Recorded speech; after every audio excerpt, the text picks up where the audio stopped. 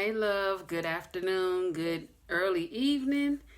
I am back after a long time, and I just wanted to chit chat with you. I know that a lot of people in the beginning of, well, actually, the end of 2019, they were so ready for 2019 to be over, ready to usher in 2020, and had no idea what we were in store for. I can't say they, but we all collectively have been going through some things just as a collective unit around the world. Whether you feel like you were personally or directly impacted or not, you still have had some sort of impact. And so I wanted to, just talk today about how do you know that 2020 is still your year? Right now, things are looking kind of, and there's this uncertainty, but there's always been uncertainty. I mean, we can't predict the future, so the future has always been uncertain, but people carried on anyway. And so what I just wanted to come in and ask you, how do you know it's still your year? And then also tell you why it is still your year. And this is for the people who claimed 2020 was their year. And one way to know is that you still have ideas. Ideas are streaming through your brain.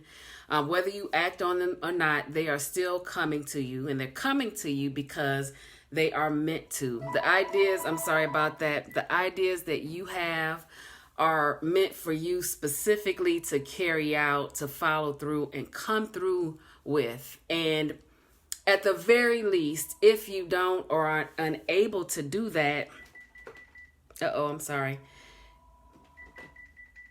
I have no idea what's going on. Okay.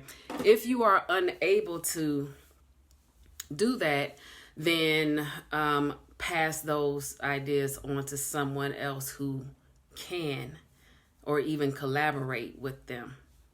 Okay, so you have ideas coming through about business, ideas that you think might help others in their life or in their business, ideas that you think will help yourself in your life.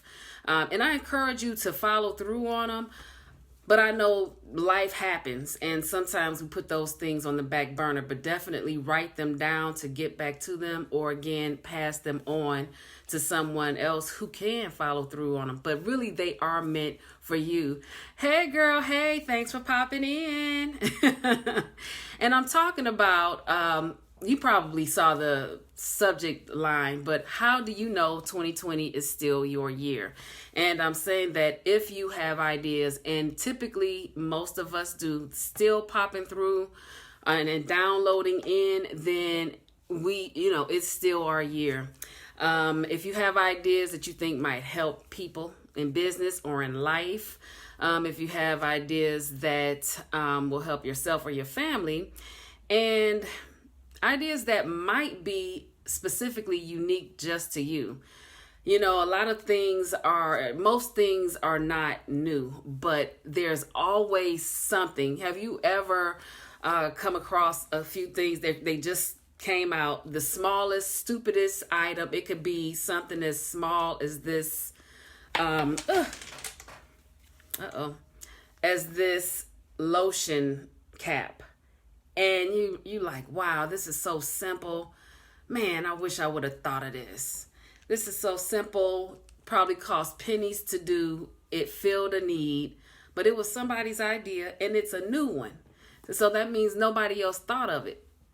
That could happen to any of us at any time. So if you got that going on, 2020 is still your year, and your ideas are specifically meant for you. They're divine downloads. I wanted to make sure I got that in. Another way that you know 2020 is still your year is those goals that you had at the beginning of the year. If you did not complete those goals, then you still have work to do. Hop to it. Get to it. Thank you for the hearts. Thank you for the hearts. Now, if you guys think that this information is helpful or will help somebody else, definitely just leave me an emoji or XOXO in the comments. I like to see those hugs and kisses in the comments. So the goals that you set for this year are not complete, so you still have them to do. They are on your to-do list. And what you need to do is just break out that planner or that, it's not the storyboards, it's the, what do you call those board? Vision boards. Break those suckers out and go back to where you left off. And if you don't want to do that part anymore, then you have a list of things you wanted to do. Put something in its place and get started, get moving, okay? Although there's a pandemic, unrest, a circus happening, you must silence the noise. Silence the noise and ignore the distractions and get back to doing the things that you are meant to do, the things that you are made to do. And what I like to do, I think I'm really good at burying my head in the sand, you know? I'm pretty good at ignoring the reality. And what I notice, now I know things are going on. I know stuff is going on, and I tune back in because as an adult living on this planet, you want to be familiar and, abreast of what's going on. But do I have to live and wallow in it every single day? If that means unplugging, if that means, getting off of social media, turning the boob tube off, if that means breaking open a book, if that means sitting outside in nature, taking some deep breaths so I could center myself and then get back to the goals that I have, then so be it. If that means ignoring, what's going on for a week or more, so be it. I know plenty of people who purposely do not even try to tune in to the news because they focus heavily on keeping their mental. You have to know yourself. And if you know yourself and you feel like you may not feel grounded enough to take all of that in, I mean, it's a lot for many people. Take all of that in all the time. And half the time, it's regurgitation of the same thing over and over and over again, which is being implanted into your subconscious, So who wants that? What you want is to be on a high vibrational frequency so that you can move through this thing with love and light and call in to your life the things that you actually want for yourself as well as for your family. You know what I mean? So that's why I stepped in here because every year I always hear people saying, "Ooh, this was a bad year for me. Ooh, this was rough." And I've had a few myself, but truth be told, while there might be a lot of rough patches throughout the year, the entire year is not rough. There is opportunity between those rough patches to make sure if and when the next one comes, you're able to handle it like a champ, like a boss. So you boss up on 2020, and get back to doing what you're supposed to do. And that's whatever it is that you want to do. Finalizing those goals and keep them, you got the big goal, the big dream, break that up into small chunks. If you are a planner person, put that stuff in your planner. And as you tick off each thing that you accomplish, celebrate the win. Celebrate the win. That's what life is all about.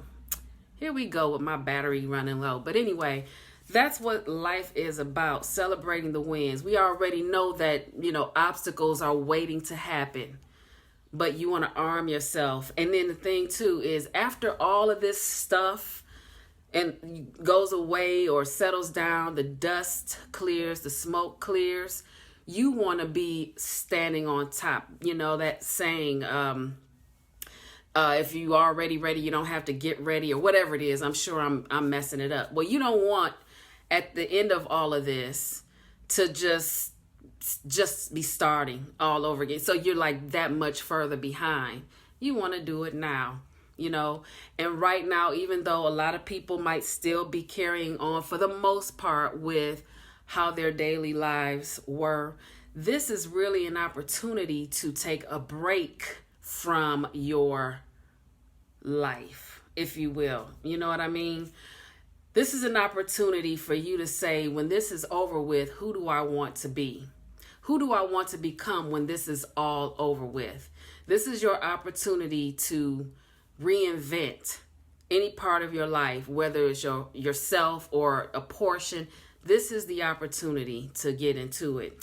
And then the last reason that 2020 is still your year is you are alive. You are alive. So honor that by showing up for yourself. And my mother says, embrace the life you have. Embrace the life you have. And that's what it is in a nutshell. So before you go to sleep, you think about everything that you're grateful for. Doze off with a smile. And when you wake up, be in gratitude for all that you are happy and appreciative for. Okay? And then carry on with the business of bossing up on 2020.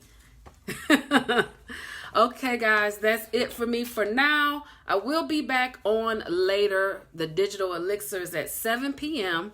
I will share the live podcast. Hey, Jennifer. Hey, thank you, honey. Thank you. Thanks for popping in. I appreciate it. I will be back at 7 p.m. podcast Digital Elixir, and we are talking about women, work, and mental health. So join us, mental health experts, medical experts, anyone who might need to hear the content, please share with them. But I will be back at 7 p.m. around abouts, okay? Until then, I love you, live simply, and be kind.